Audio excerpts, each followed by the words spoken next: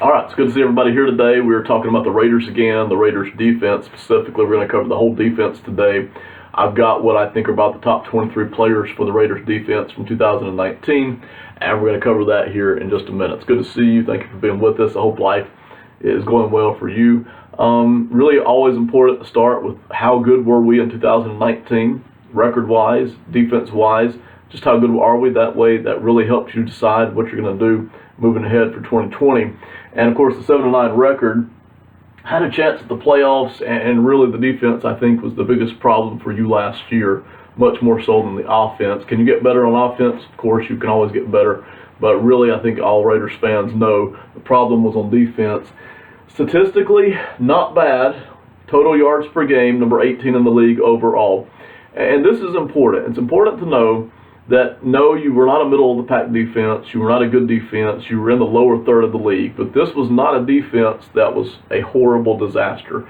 Some weeks it might have felt like that, when you're playing Kansas City and Patrick Mahomes. But on average, week in and week out, this was a defense that at least was trying to compete. It was a bottom third defense, no doubt about it. But keep this in mind. There are a lot of teams out there in the NFL who had defenses that were a lot worse last year.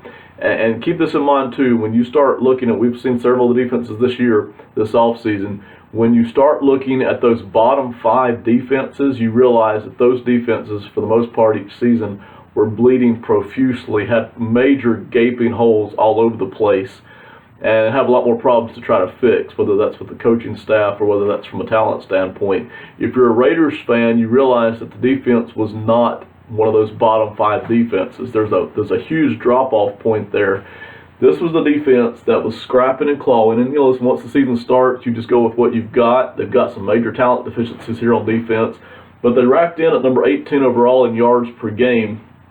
Points per game was down there at number 24. Okay, so while they were limiting some offenses in terms of yards, points per game were not good. The passing yards per game is really the biggest problem, and this is where you really start to zero in on where do we need to fix? What do we need to try to look at in 2020? And we'll come back to that. Rushing yards per game, actually the strength of the defense. Number 8 overall in the league, turned in a good performance, had a good performance in stopping the other teams from running the ball, which when you think about it is impressive for this reason. You realize that the Raiders spent a lot of their games trying to play catch up, playing from behind. And when that happens, a lot of times NFL teams want to start milking the clock and running the football more. And so in spite of that tendency against the Raiders, they were still able to turn in a number 8 performance overall, stopping the run. So really impressive, and I think that's the foundation of your defense right now. That's where we're going to start at today. These are your defensive tackles. These will be your edge guys over here. That's your safety. This is your cornerback, and of course, these are your linebackers here in the middle. But I'm going to start right here. This is not the only reason your rushing yards per game were so good this year, but this is the biggest reason. I love Hurst and Hall right here, Maurice Hurst and P.J. Hall at defensive tackle. I liked them last offseason. I love them this offseason. You throw in Jonathan Hankins into the mix, you've got a wonderful rotation. You've got a wonderful backup here in case one of these top 2 guys gets injured. Both of these guys are still young. They still have a chance to keep getting better. I don't know that you're going to see Hurst or Hall ever develop into a star in the NFL, but I do think that you could see these guys take that next step up and kind of start to compete for Pro Bowls each season. I think they're good enough to be able to do that. Very well-rounded, all 3 of these guys. These guys have a very well-rounded game. You can count on them. $1.3 million is all there is for a cap number for P.J. Hall this season. For Maurice Hurst, I left his blank. He's under $1 million. You'll see different spots on the board like that. Where you see that financial number missing, they're less than $1 million this season in the cap space, which basically means you can't get any cheaper. I think the league minimum for guys coming into the league this year is $585,000, if I'm not mistaken about that. So you really can't get any cheaper than under $1 billion. So for Hurst and Hall together, you're paying about $2 million this season as a cap number, and then you add in Hankins, and for $7 million, you have a very solid interior defensive line right here. Okay, you've got a rotation, you've got depth. You've got guys who have promised to get better. You've got a guy here who has started in the league. I really like this. This is a good foundation here. That's a big reason along, I think, with Tahir Whitehead. This is Whitehead. I'm going to get to Whitehead more in a second, but one thing Whitehead did do last year, he did step up against the run, and that's something you're just not seeing out of a lot of linebackers in the NFL these days. Is guys who are linebackers and this used to be the number one thing that a linebacker had to do was stop the run. And these days, you're just seeing a lot of linebackers being converted into coverage guys because of all the passing that's gone in the league. Whitehead is one of the guys who still stepped up against the run and held up pretty well against the run. So he contributed, along with these guys, to that rushing yards per game statistic. And that was the strength of the defense last year. So nothing's going to change here. There's no free agents to worry about right here in the interior of the defensive line. Hurst, Hall, Hankins, you got a couple other guys you can add on. I'd love to see them maybe toss in a 5th-round draft pick this year just to try to introduce some more youth here in the depth factor. But you're good here on the middle of the defensive line. You're very good here. Not quite as strong, but with, I think, a lot of hope here, Crosby and Farrell. You got Crosby and Farrell lining up as your starting defensive ends, and I'm fine with that. I need to see them grow a little bit. I don't think they're as good right now as Hurst and Hall. I like Hurst and Hall a lot better. I think they're a lot more solid. But I think with Farrell, I think your upside is possibly greater. We need to see Farrell develop a little bit more, grow a little bit more. Man, you drafted him so high, you got high hopes for him. He's got a $7.1 million cap figure with that because he did get drafted so high. But these guys, man, these guys are just so young. They had decent seasons for rookies. They had pretty solid seasons. They didn't look like, listen, when you look around the NFL and you start seeing how many other rookies just absolutely struggled to even get on the field each season, and you see how much playing time these guys got, partly out of necessity, and they held up pretty well against that in their first year in the NFL, and it gives you reasons to think we can get better here. These are guys who can hold their own and develop, and so I've got them marked as solid starters here. Not as good as Hurst and Hall at this point, okay, so those numbers can be a little deceptive, but with Crosby, again, less than $1 million you're paying him this season. Farrell's got a pretty stout number at $7 million, but you've got the hopes there that he could actually possibly someday be a star, possibly, depending on how well he develops. After Crosby and Farrell, you have Arden Key, less than $1 million. Not sure what we're going to see out of Arden Key going forward. Dion Jordan and Mayowa. We've got free agents all over the board here for the Raiders on defense. Okay, they've got I think I lost track 3, 5, 7, at least 8 free agents here on the defensive side of the football. In my opinion, and some of you may disagree with that, and that's fine. In my opinion, there's nobody that they've just got to bring back. Okay, there's nobody here that the defense is going to be noticeably worse without. And we'll get to one of those guys in a second that you may question about that. But this is just where we're going to start at. Dion Jordan, I don't see the Raiders bringing him back. I really wouldn't be interested in bringing him back. When he's healthy, when he's available, he's a decent rotation guy, and so I'm not opposed to that, but I just don't see any need to really bring him back as a free agent this year.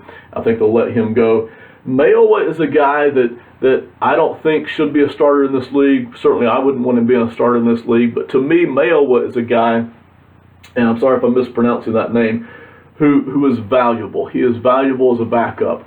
And usually these guys are hard to spot unless you watch a ton of tape on these teams each season. These guys here who don't necessarily get a lot of playing time, who don't necessarily aren't good enough to be starters in the league, nevertheless, they are valuable as backups. And when somebody gets injured, somebody like Mayowa is really good at stepping up and filling that void. And even when there's no injuries going on in this position group, somebody like this is just good for the rotation guys. They bring in somebody fresh, somebody who can have that energy, and somebody who fights and is tough. Mayowa does that, and so $1.7 million last season, probably bring him back for about the same amount of money. I personally would be very interested, very much wanting to bring him back, Benson Mayowa, for $1.7 million next season or somewhere thereabouts. I think that's a very good investment of money. I think that would really be good to help the depth here, be good for Crosby and Farrell as they try to develop and get a little older. And then it's just good to have that kind of guy here. This is where your depth really starts to show by week 13 and 14, when everybody in the league is beaten and battered and struggling with injuries.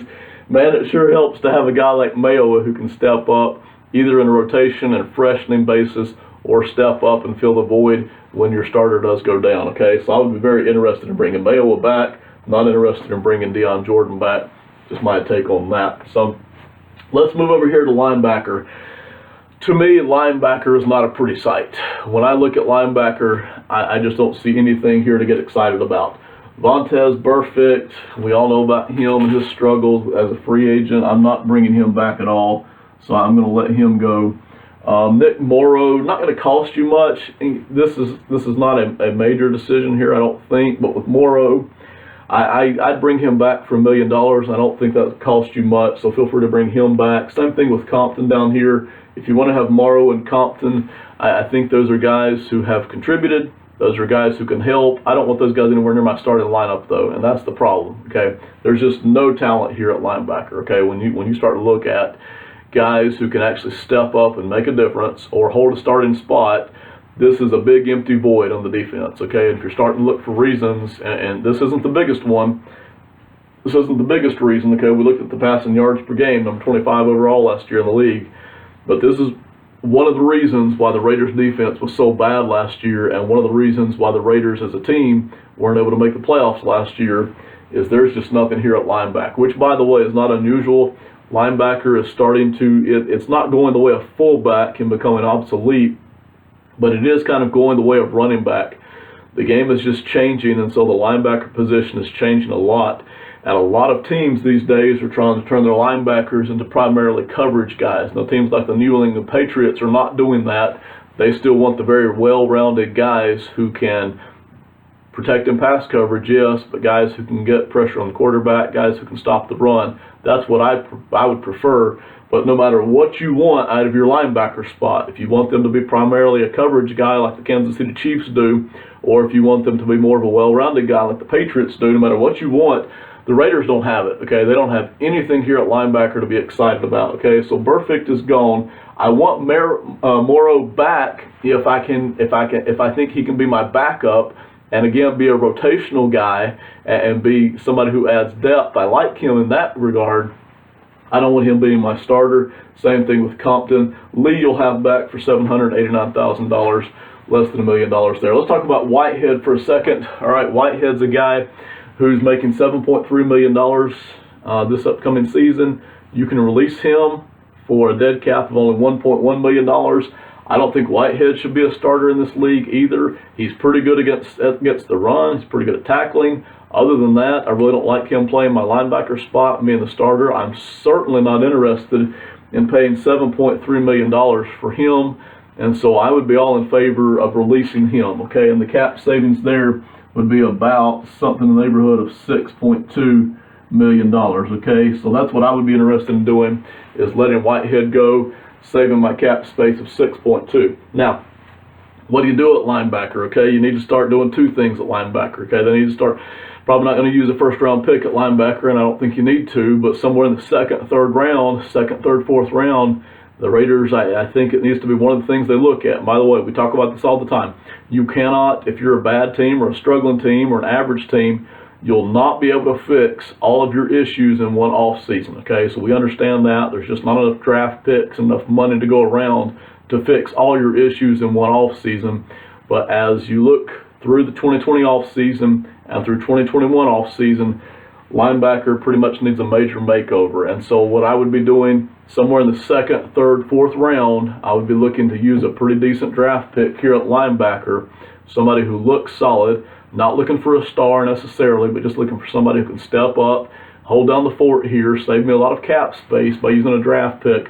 And then I'm also going to slide over into free agency. I'm not looking to pay a lot of money here, but man, for like $4 or $5 million of cap space a season, I really want to pick somebody out who was tough against the run, but who also is decent in pass coverage and at least somewhat decent in getting pressure on the quarterback. Not looking for a star. I think people get too carried away with that. A lot of times front offices get too carried away with that, looking for these stars at these different positions. I just need somebody who can hold down the fort here at linebacker, and I'm not going to try to address all of that in the draft, part of that in the draft, part of that in free agency. I want to get a veteran in here who can at least step up and be solid and do some things here that these guys just are not able to do. Okay, so major hole here as far as I'm concerned at linebacker. Need to address that. I still want to bring back Morrow and Lee and Compton because it costs me so little. All right, I think these guys can contribute, but I'm really looking for 2 starters here at linebacker to make me feel a lot better heading into the 2020 season. Probably 1 in the draft and 1 through free agency. All right, that's what we're looking at here. Move over here to cornerback, and this might be a place that I think fans have a lot different viewpoint than the media does a lot of times. What the media tends to do when they're looking at free agents, they just group all the free agents in a box. They say this guy's good, this guy's good, this guy's good, so we're going to re-sign all them. So we got to re-sign all them, and these guys we don't like, so we're not going to re-sign them. And so what tends to happen is a guy like Mayo kind of gets lost in the shuffle as if he were not important, and a guy like Joseph gets designated as, well, we got to have him back because he's our starting safety. Okay, my opinion is this with Joseph. I'm not a huge Carl Joseph fan. I think he is capable of holding down a starting spot in this league. I don't think there's any question about that. Okay, I think maybe though we've seen the best that Carl Joseph has to offer. I don't know that we're going to see him get a lot better over the next 2 or 3 seasons. I think we've seen enough film on him to know what Carl Joseph is. He's not a standout safety by any stretch. Okay, I think he's one of those guys who can hold down the starting spot. And so when he was on his rookie contract and he didn't cost me a lot of money, I liked having Carl Joseph at safety. Now that he's hitting free agency, I think the demand for him, because listen, there's going to be other teams out there that just need somebody to step in at safety and kind of stop the bleeding, if you will. I think for Carl Joseph, I think somebody out there is going to overpay for him. And I don't want to be that team. Okay, I'm absolutely not interested in overpaying for a guy like Carl Joseph, who I think is just basically barely going to hold down the fort there at safety. I'm not a fan of that. I'm not a fan of paying a lot of money for that. Okay, so for Carl Joseph right here, even though, yeah, I think he's solid, I'd like to have him back. Okay, but this is a guy who we haven't had a good pass coverage defense in years, even though he's been on the team. So instead of throwing a lot of money at him, I'm going to let him go in free agency. Okay, I'm not going to pay $8, $10, $12 million a season. I don't know exactly what he's going to bring. A guy like Joseph is a little hard to predict. When you start looking over to free agency, it's real easy to look at the top end guys and kind of predict what they're going to get because you know about what teams are willing to pay. But guys like this, like Joseph, it gets a little bit more difficult to predict who's going to step up and pay extra money for him. It isn't going to be me. Okay, now I don't know how the Raiders feel about that. We'll see what they do with Carl Joseph. You have to wonder, having drafted Abram last year, were they already thinking ahead to maybe letting Joseph go? But I don't know about that. We'll see what the Raiders decide to do with that. If I were getting a vote, I would be voting in favor of just letting him go into free agency. Now, that leaves you with a hole at safety, okay? And that's a hole that you've either got to address through free agency. Okay, I am willing to pay money for a safety, but if I'm going to pay money for a safety, I want it to be somebody that I'm sure is going to step up and be an upgrade. Okay, I don't want to pay a lot of money just to continue being the same level of bad right here. Okay, these passing yards per game at number 25. All right, and that's not the only reason. You got bigger holes at corner, but I don't want to continue. I don't want to pay extra money to continue being the same level of bad in the secondary that I have been. If I'm going to pay extra money, if I'm going to pay $12, $13 million a season, I want it to be for a guy that I know has produced consistently in this league at a pretty high level and is going to keep doing that. Okay, so I think you can find deals at safety. I think there's a lot of good safeties in the league right now. I think there's a lot of guys out there, and I think some of those guys will be available in free agency this year, and I'd be more willing to pay a little extra to get one of those guys and actually upgrade at safety than I would be to pay a lot of money and just keep being consistent there at that spot. Okay, Eric Harris coming back. You got him for only $2.5 million. Harris is a fringe starter. I hesitate to even designate him as a lockdown starter here. Okay, but you could argue whether or not he is a top quality starter in this league or not. But for $2.5 million, absolutely he's coming back. Okay, Riley's going to be a free agent. Not going to hurt if you try to keep him or not. Abram, of course, we haven't seen enough film on him, but he only costs $2.6 million. If for some reason Abram steps up and is able to be a starting safety, then you've saved a ton of cap space here by letting Joseph go. Even if not, no matter what you expect out of Abram and Harris, I think you still need to address the safety position. And this is a spot here where I think if I can get a guy without ridiculously overpaying, and safety's a spot where you can spend some money without having ridiculous overpays, okay? Because like I said, there's a lot of guys that play safety in the league right now. They're doing a pretty good job. And so I think the market is a bit suppressed, whereas you've always got to overpay for edge rushers. You've always got to overpay for top wide receiver. You've always got to overpay for a quarterback. Right now, safety is not a position that I necessarily have to overpay, and still I can upgrade, okay? So Harris, Abram, got them coming back. It's not great. It's not horrible. Either way, I still need the guy to step in and fill that hole that I've left by letting Joseph go, okay? Here at cornerback, I'm going to start at the bottom, okay? You got these two guys, Johnson and Nelson, recent draftees, relatively recent draftees. Don't know enough about them yet, what they're going to bring, but you like the youth there, okay? You always like the youth because it brings hope, okay? It brings hope that here are guys who can get better, okay? Veterans, once they've been in the league for 3 or 4 seasons, there's only a couple of positions where you really see significant growth after 3 or 4 seasons. Everybody else, most of the other positions, they do grow gradually, but if after 2 or 3 seasons they've not shown any growth at all, you usually don't see them, aside from that standout 4th year that we see a lot in the league, and that usually drops off back like a cliff to seasons 5 and 6 being lower production years. You usually see in the first 2 or 3 seasons what a guy's going to be in the NFL. We haven't seen enough on these two guys yet. We'll see what you can get, but you like the youth there. Of course, both of them are under $1 million for the cap space. Lawson, $1.7 million, just to add depth, like the youth. Joyner here, LaMarcus Joyner. Here's a guy, and this is, we see this all the time. We see this all the time in the NFL. Here's a guy in Joyner who showed promise in seasons 1, 2, and 3. In season 4, he looked like a monster, okay? He looked like an absolute beast in the NFL. Had a remarkable season in the NFL in season 4, okay? And I don't remember if they got him through free agency or through a trade, but Joyner's a guy who, when he did hit free agency or did hit the re-signing, he got a pretty significant raise. His cap number this season is $9.2 million. He has struggled to stay on the field, all right, for different reasons. He has struggled to even stay on the field, and his performance when he is on the field has gone way, way down off a cliff. We saw the same thing from Josh Norman, cornerback for the Panthers, signed a big free agent deal with the Redskins. Same thing there. Showed a lot of promise his first 2 or 3 seasons. Seasons 4, it was like the light bulb went on. Turned into just a monster of a beast there at cornerback. And then in seasons 5 and 6, production just absolutely tails off. And this is the cautionary tale of free agency, okay? It's easy to look at a guy in his 4th season. That's usually the season right before his rookie contract runs out. It's easy to look at a guy and say, wow, this guy has figured it out. We're going to pay this guy. He's going to come in and fix all our problems. And then all of a sudden, by the end of season 6, you have what is a very large cap number on your hands and a guy who is struggling to even make the field. Okay, and this happens all the time in the NFL. And it's one reason that I'm always very cautious about trying to sign free agents. I always want a flexible deal. If I'm going to sign one at all, I'd really much rather sign a mid-level free agent for a lot lower money and just plug a hole than I would to go star-seeking and star-searching for a guy who 2 years later I want to get rid of, quite frankly. And that's how I would feel about LaMarcus Joyner. And you listen, as Raiders fans, you can tell me how you feel about LaMarcus Joyner. I would like to get him off the team, okay? Not for anything personal against the Joyner, just for the performance. I really don't want him on the team anymore. The trouble is, dead cap is $11.8 million.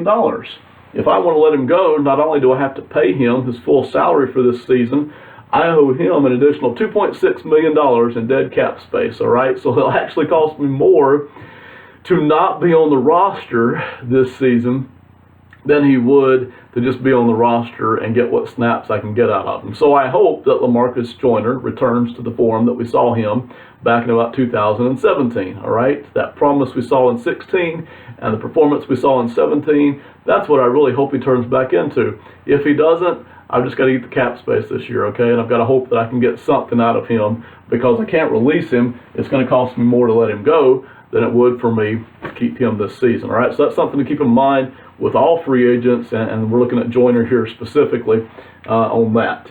You move up here, Mullen and Worley. Trayvon Mullen, I'm sorry for the stuttering. Mullen had a solid season again. He got thrown to the wolves, okay? A lot like Farrell and Crosby here. Started because he had to. And listen, he didn't look horrible, all right? He held his own. Matter of fact, there were times where he showed promise and looked good. Was he a rookie? Yes. Was it obvious? Yes, all right? And so he wasn't a star this past season. I don't want to mislead you here.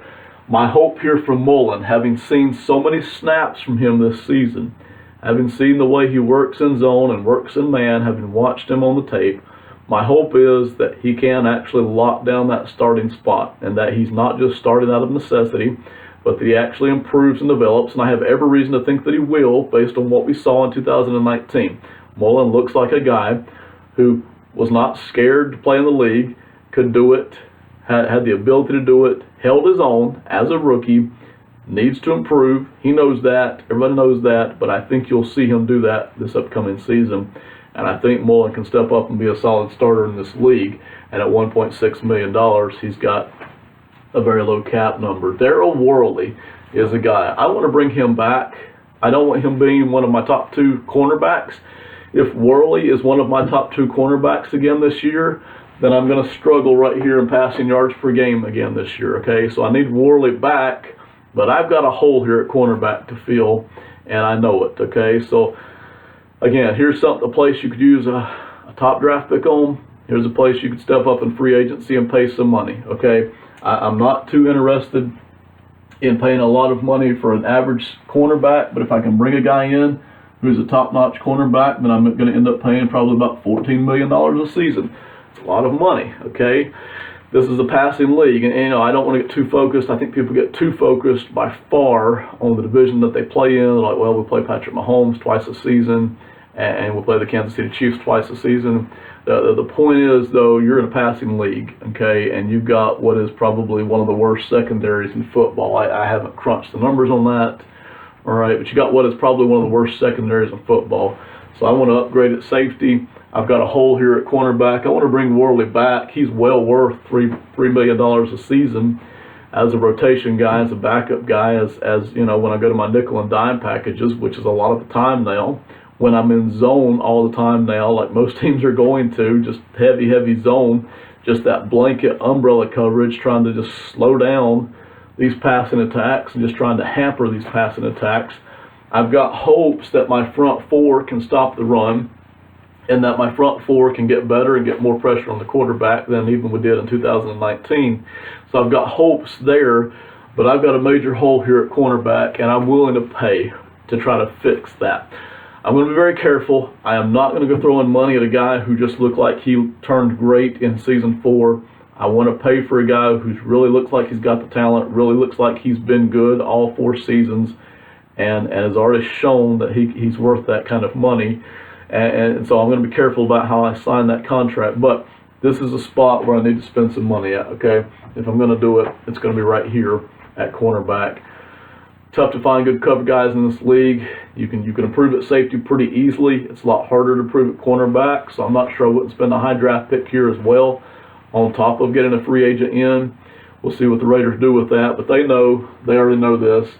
And listen, you're going to hear, and I referenced this in the other video and I'm done, you're going to hear a lot of people, a lot of media trying to call wide receiver an upgrade there as the number 1 need of the offseason.